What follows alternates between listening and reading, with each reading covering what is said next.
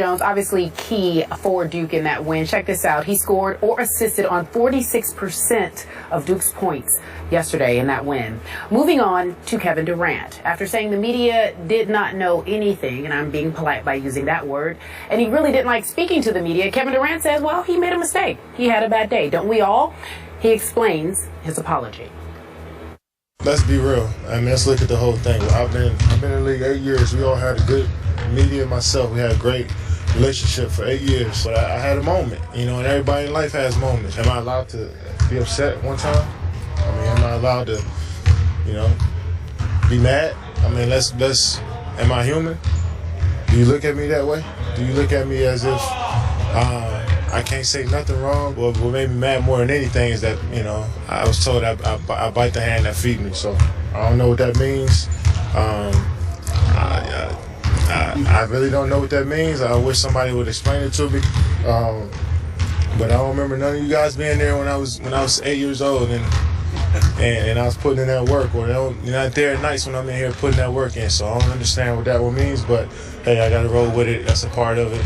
I was told that I shouldn't cry because everybody's been through it. So I'm gonna shut up. All right. So he says he's gonna shut up and not cry about it. His apology, Skip Bayless. You believe him? Stephen A., I want to believe Kevin Durant. Not sure whether his heart was completely in what he said yesterday because he's been confusing me lately because he vacillates from day to day from nice Kevin to not nice Kevin. But obviously, I very much appreciated what he said. He's human, had a bad day, had a bad moment. And as we've said many times on this show, Kevin Durant over his career has had a pretty good relationship with the media. But I must say, Kevin didn't have just one bad day or one bad moment at the All-Star game. He had 2 straight bad days at his All-Star media sessions because on Friday, he basically said that the media members who vote on MVP don't really know enough to vote on MVP and that the players who really know what's going on should be the ones who vote on MVP. Then he backed that up on Saturday when asked about the job security of his head coach, Scott Brooks, by saying, as Carrie pointed out in her setup, that you guys really don't know bleep. Which led me on Monday's show to say that Kevin Durant is biting the hand that feeds him. Because obviously the media members he was ripping were the ones who just last year voted him the MVP in a runaway vote. He got 119 first place votes to a mere 6 for LeBron James. So I don't know if Kevin was aiming his criticism at me because he immediately posted after our show on Instagram, I don't know what bite the hand means. Then he brought it up, as we just heard again yesterday during his quote-unquote apology. And he said, I don't know what bite the hand means. Where were you guys when I was working so hard at age 8 and then in my high school years? Kevin, that has absolutely nothing to do with biting the hand. I have no doubt that you worked your tail off to achieve the success, the MVP caliber success that you have achieved in the National Basketball Association. But clearly, in the end, for Kevin Durant, obviously to criticize or even condemn the same reporters who voted him a landslide MVP winner is biting the hand that fed him the MVP last year. It's just as simple as that, Kevin. Yet my conclusion, Stephen A. Smith, is I think Kevin worked yesterday to mend some of that fence with some of those MVP voters. Your thoughts?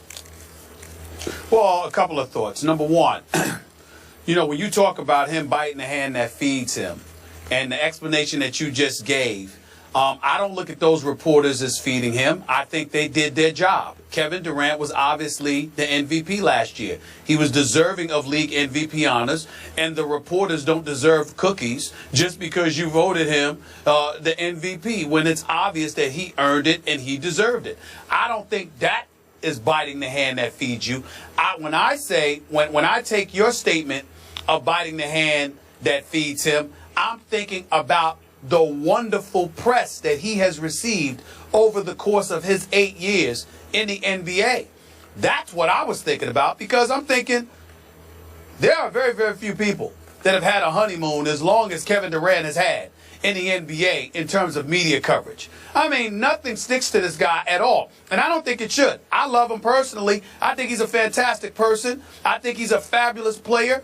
I think he's the second best player in the world and the greatest pure scorer in the world, who is deserving of all the accolades that he receives and has received throughout his entire career in the NBA. So when you say biting the hand that feeds him, I'm thinking along the lines of, look, man, no matter what you do, the press has always turned a blind eye and a deaf ear. Nothing major, because the man knows how to act. But still in all, folks, nothing has stuck to him because he's Kevin Durant, and we just love his pure, unadulterated love for the game of basketball, and we appreciate him for his greatness. What I will say, however, is this, Skip. Am I buying his apology? Absolutely not. I'm not buying it at all. I don't really think he needed to apologize. Let me be clear about that. But I'm not buying it at all. And the reason I'm not buying it at all is because it's not a mistake when you say, y'all don't know bleep. Y'all shouldn't be voting on stuff. Y'all don't know what's going on. And more importantly, I really don't want to talk to y'all. I never do. I'm just up here because that's not a mistake. You meant every word of that if you're Kevin Durant. It's just that you recognize that was a bad position to put yourself in, so now you're engaging in a mea culpa. You know, I think it was Maya Angelou that once said, when somebody shows you who they are, believe them. You know, and when it comes to his feelings about the media, I think we saw this coming for quite a long time. You know, folks in the media are individuals who are tolerated, not necessarily liked. What I would encourage media members to do is embrace it. It's not as bad as you think. Being disliked by professional athletes, it's really not a bad thing sometimes. Sometimes it's a beautiful thing. I know it's a beautiful thing for me. It doesn't bother me at all. It really, really doesn't. And it shouldn't bother a lot of people out there. The person who should be bothered is a Kevin Durant. Who should be worried is a Kevin Durant. Because if I were one of those media members there, I would have said, okay, I got you. I'll see you down the road. And I'd have left it at that. But they may not elect to do that, and that's within their right to do so. It doesn't mean that he's classless. It doesn't mean that he's a bad guy. It doesn't mean that he's wrong or whatever. I'm not trying to blast his apology or blast him. I am simply saying that I'm not buying your apology, because essentially your apology is trying to come across that you just had a bad day, as if to imply you didn't mean what you said. All I'm trying to say by saying I don't buy the apology is I don't believe for 1 second that Kevin Durant did not mean what he said. I think he meant every word of it when he said he doesn't like the media. I think he meant every word of it when he said, y'all don't know bleep. I think he meant every word when he said, I really don't want to talk to y'all. I just have to be here. You know, even though it was about protecting Scott Brooks, it was about protecting Russell Westbrook, this is something that comes with the job. And I think that what he expressed came from his heart, and he meant every word of it. But he has a right to feel that way. I don't think an apology is necessary. If that's how he feels, that's how he feels. He's a grown young man. He's earned the right to feel what he feels. No need.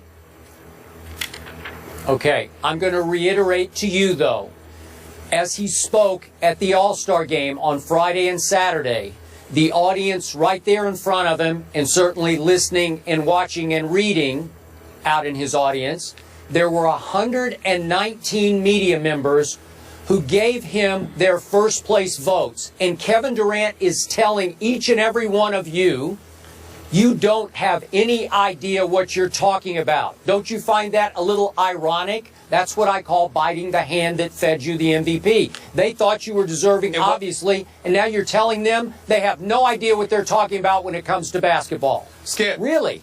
It's because Skip, the inquiry that he was exposed to had nothing to do with the MVP he received last year. There were questions about Westbrook. There were questions about Scott Brooks' job security. That's what provoked the response that he gave to the media. If there was a questions about him being a league MVP, and then his immediate retort was, y'all don't know what you're talking about, then you would have a point. But the questions were about Scott Brooks and his job security.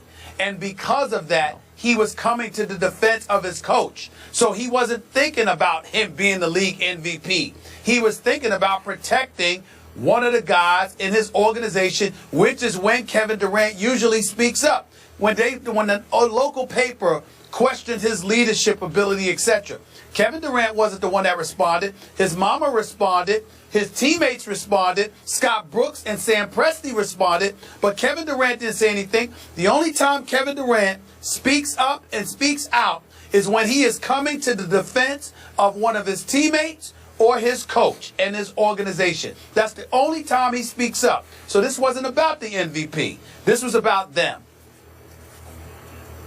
Stephen A., on Friday, it was only about the MVP. And Kevin Durant said, and I'm not quoting him exactly, I'm paraphrasing, he basically said, we in the media should not be allowed to vote for MVP because we don't know what's going on. Only the players know. So that was a direct shot at the 119 people who gave him their first place vote. And he said, you guys aren't qualified to vote for MVP.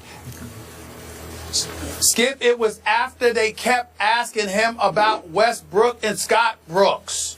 It was after that. So you had already annoyed him by questioning the legitimacy of his coach and whether or not he was going to be there after this season, or should he keep his job. That is what. Why would Kevin Durant just speak up? I'm sitting there minding my business. Everything is peachy keen. I'm at the All-Star festivities. I'm chilling out. You understand? And all of a sudden, somebody sits there and says to me, you're the league MVP. Everybody voted you the league MVP last year. And all of a sudden, you're going to come out your face and say, hey, y'all don't know what y'all talking about. Y'all shouldn't have a vote. That did not spark his outburst. What sparked it was them questioning Scott Brooks. That's what this was about. All right, you leave it there, Skip. You have nothing to add? Uh-oh. Maybe another gremlin. Coming up next, folks. See what I'm trying to tell you? I'm trying to tell you, Kerry. See, they know this. The gods know what they're doing. I'm trying to tell you. They don't want the man talking basketball. I'm trying to tell you. How much you want to make a bet that the second we start talking about football, his mic will be working fine? They don't want to talk about basketball. The Naismith gods are now, you're saying, somewhere in New York trying to stop Skip Bayless from speaking about basketball. Perhaps there is some type of conspiracy theory happening. When we come back, we're talking about RG3. His coach gives him a vote of confidence. Says they will enter the season with him as the starter. How long would that relationship last? That's the question. Perhaps everything will be repaired when we return. We'll see ya in just a few moments.